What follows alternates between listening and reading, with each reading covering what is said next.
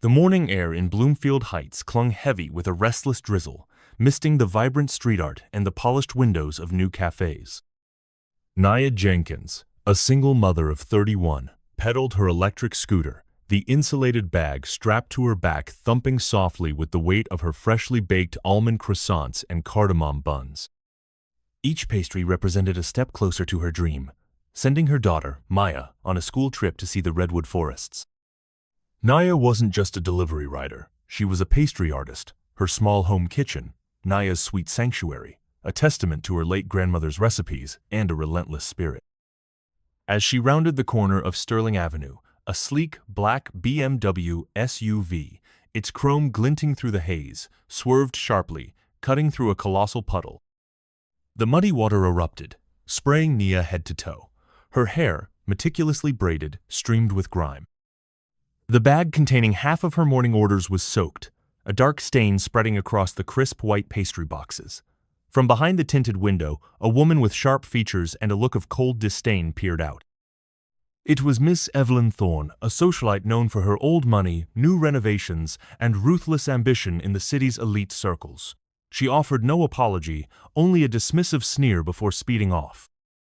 Nia stood there, water dripping from her eyelashes, humiliation stinging more than the cold spray. She gripped the handlebars, her heart sinking at the sight of her ruined creations. She had to remake them. She would.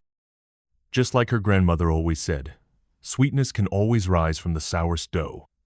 Unbeknownst to Nia, a dark blue Tesla, parked a discreet distance away, had witnessed the entire scene.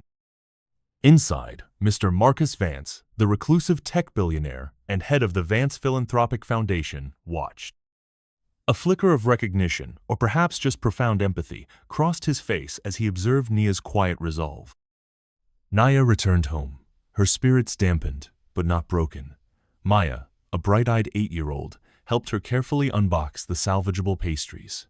"Don't worry, Mama," she chirped. "We'll just make more. Like Grandma said, a little rain makes the roses bloom."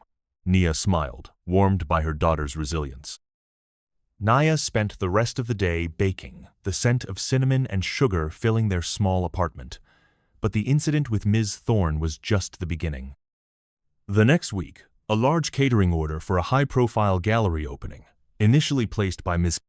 Thorne's event planner, was abruptly cancelled, citing unprofessional conduct and unreliable delivery. Then, a scathing review appeared online, falsely accusing Nia of poor hygiene and stale ingredients. The review, strategically placed on several prominent food blogs, was signed by an anonymous, disgruntled client. Nia knew it was Miss Thorne. The accusations threatened her livelihood. Bookings for Nia's sweet sanctuary dwindled.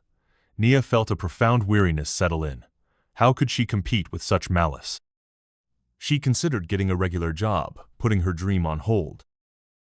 Yet, amidst the struggle, subtle acts of kindness began to surface. A week after the cancellation, an anonymous order for 50 dozen specialty pastries arrived, the payment far exceeding the cost, signed only Mr. V. The accompanying note read, "True talent knows no bounds. Keep baking." Then, a few days later, a brand new, gleaming industrial-grade oven was delivered to her small kitchen, a gift from an anonymous benefactor. Nia was bewildered but grateful. These gestures fueled her, though she couldn't place their source. One rainy afternoon, a worn, leather-bound baking journal, emblazoned with a faded JJ on the cover, appeared on her doorstep. It was her grandmother Josephine Jenkins' long-lost recipe book filled with handwritten notes and forgotten techniques. Nia had searched for it for years. She would later discover it was purchased at an obscure auction by an anonymous buyer and carefully returned to her. Nia's new oven and the rediscovery of her grandmother's book reinvigorated her. She began experimenting with forgotten recipes, particularly one for a golden nectar cake that used a unique, almost alchemical combination of spices and a secret glazing method. Her pastries became even more ethereal, drawing murmurs of delight from those few customers who remained. But Miss Thorne wasn't finished. Unknown to Nia, Miss Thorne's lavish lifestyle was crumbling. She was on the brink of bankruptcy, frantically scrambling for new revenue streams. The catering contract Nia was supposed to fulfill was crucial to Ms. Thorne's desperate plan. Seeing Nia's persistent popularity despite her efforts, Ms. Thorne, using her connections, fabricated a series of complaints that triggered a snap health inspection of Nia's home bakery, threatening to shut it down. The inspector, swayed by Ms. Thorne's influence, issued a notice to suspend Nia's operations within 48 hours. The climax arrived at the annual Taste of Bloomfield Heights Food Festival, a prestigious event where Nia had, surprisingly, secured a last-minute booth. Ms. Thorne, hoping to solidify her new catering venture, was a featured presenter. Just as Nia was serving her signature golden nectar cake, Ms. Thorne, microphone in hand, approached Nia's booth. "Ladies and gentlemen," she announced with a saccharine smile, "while I admire the resilience of some of our local vendors, I must caution you about certain hygiene standards. And frankly, the originality of some recipes." She gestured subtly at Nia's cake, implying it was a copy of her own, a veiled accusation of plagiarism and unsanitary conditions. The crowd stirred, murmurs rising. Just then, a distinguished voice cut through the murmurs. "Perhaps, Miss Prosser Thorne, we should discuss originality, and indeed, authenticity, in all its forms."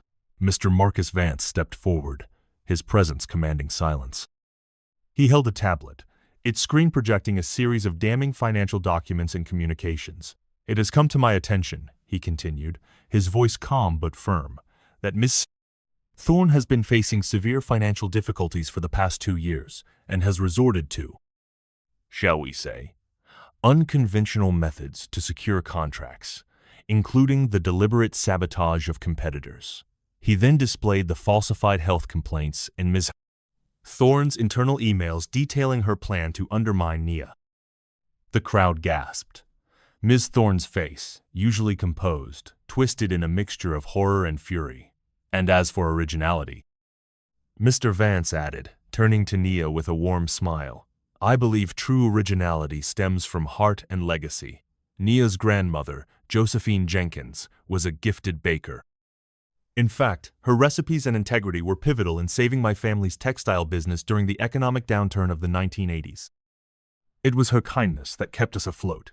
He revealed that the JJ on the old baking journal stood for Josephine Jenkins. He then announced the establishment of the Josephine Jenkins Legacy Bakers Fund, a multi-million-dollar endowment from the Vance Foundation, with Nia's Sweet Sanctuary as its first major recipient. The fund was dedicated to supporting talented bakers from underserved communities. Nia Jenkins, Mr. Vance concluded, is not just a baker.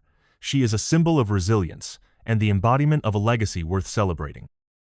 Nia stood stunned, tears blurring her vision. The anonymous gifts, the returned cookbook, Mr. Vance's presence, it all clicked into place. The dirty water that morning had been a catalyst, a harsh introduction to an unexpected champion.